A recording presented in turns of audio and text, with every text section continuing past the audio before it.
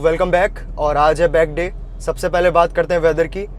कल रात से बारिश हो रही है लगातार, और ये सिर्फ बारिश ही नहीं, hello storm plus thunder storm भी था।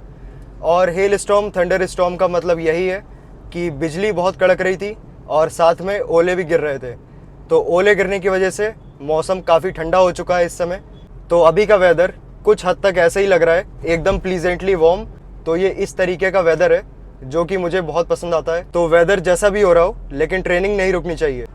कल था हमारा चेस्ट डे, और कल काफ़ी एक्साइटमेंट थी क्योंकि चेस्ट डे पे वो ऑब्वियसली होती ही है।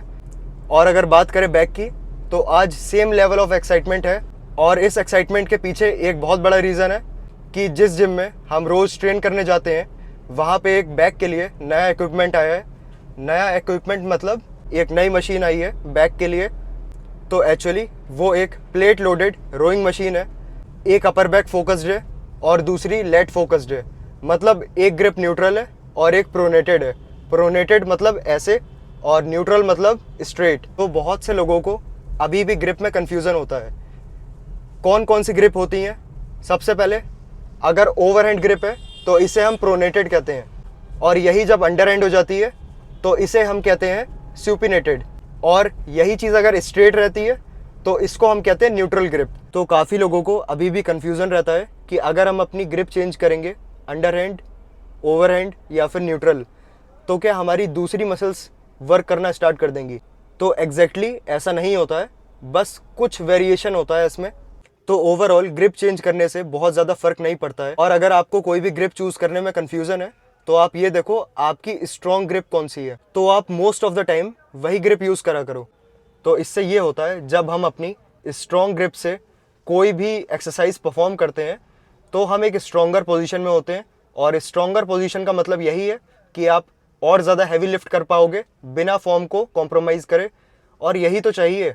और आज के बैक वर्कआउट का स्ट्रक्चर बिल्कुल कल के चेस्ट डे जैसा रहेगा। तो जैसे कल चेस्ट के लिए प्रेसिंग मूवमेंट्स हमने 2 रखे थे, वैसे ही आज हम प्रेसिंग की जगह रोइंग के 2 मूवमेंट्स रखेंगे कंप्लीट आइसोलेशन के लिए।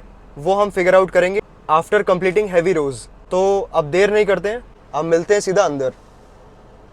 तो बैक के लिए जो पहला मूवमेंट हम करने जा रहे हैं, जिसकी हम बात कर रहे थे, रोइंग मशीन, तो इसके 2 वार्म अप सेट्स कंप्लीट हो चुके हैं। अब चलते हैं अपने पहले वर्किंग सेट पे।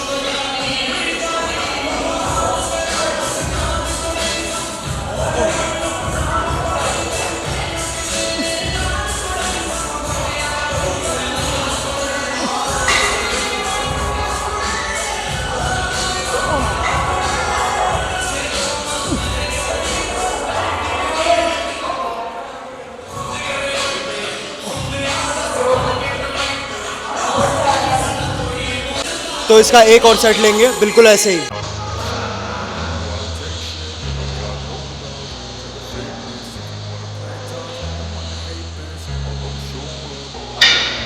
I don't ever slow up, no I don't take shit. I got no love for the fakeness. If you wanna play tough and wanna hate this, I'll always show up and make a statement. I don't ever slow up, no I don't take shit. I got no love for the fakeness. If you wanna play tough and wanna hate this, I'll always show up and make a statement. Everything I do so instinctive and so passionate. Every word I move so descriptive like an adjective. I got a vendetta against people who patented being negative when you should be getting after it.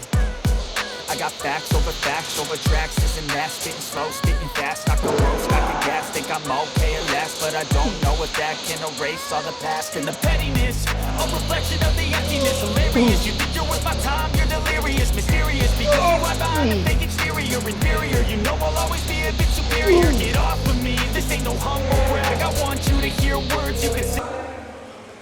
और इस दूसरे rowing movement में हमारा focus सिर्फ और सिर्फ squeezing wraps पर रहेगा। तो करते हैं अपना पहला वर्किंग सेट।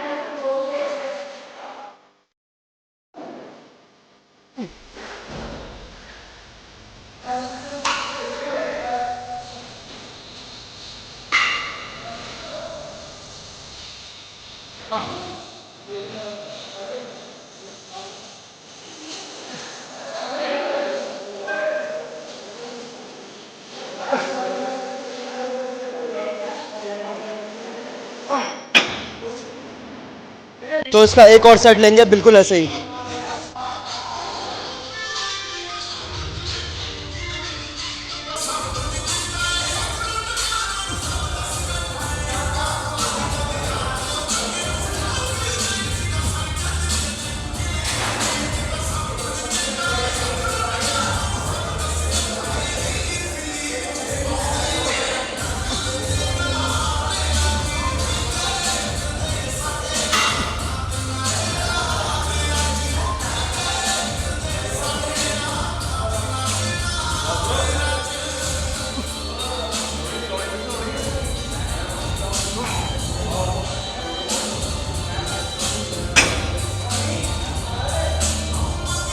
सो आइसोलेशन के लिए हम एक और सिर्फ एक सेट करेंगे लेट पुल डाउन्स का, और उसके बाद एक सेट करेंगे केबल पुल ओवर्स का।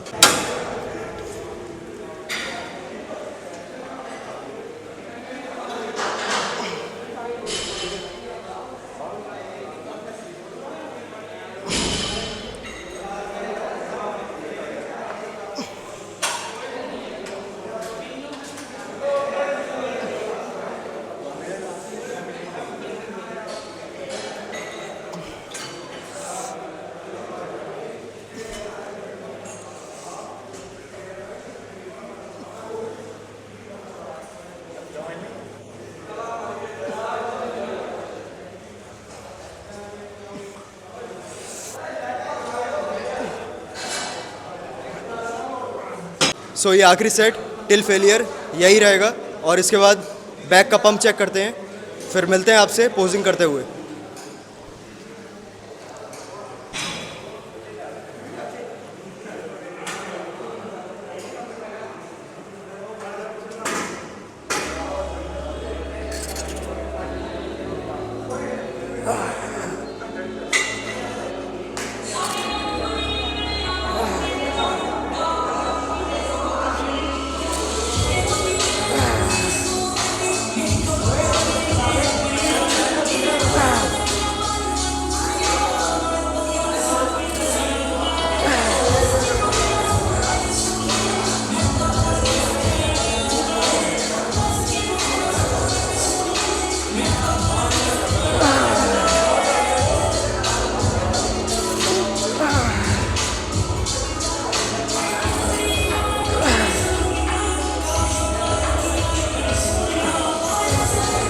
तो जल्दी से पंप चेक करते हैं और निकलते हैं यहाँ से, बाकी बातें करेंगे कार में।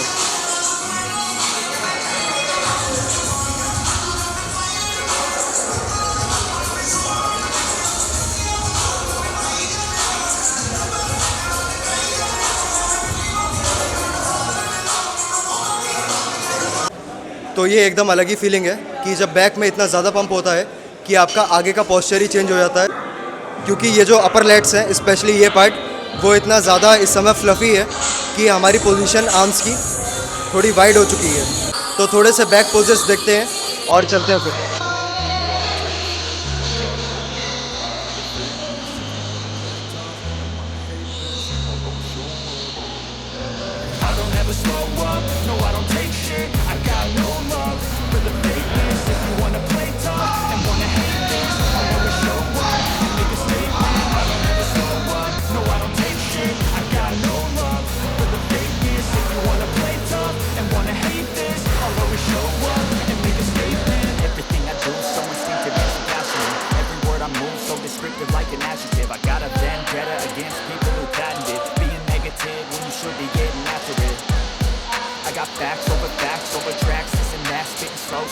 ऑल राइट, तो एक बढ़िया super intense back session complete.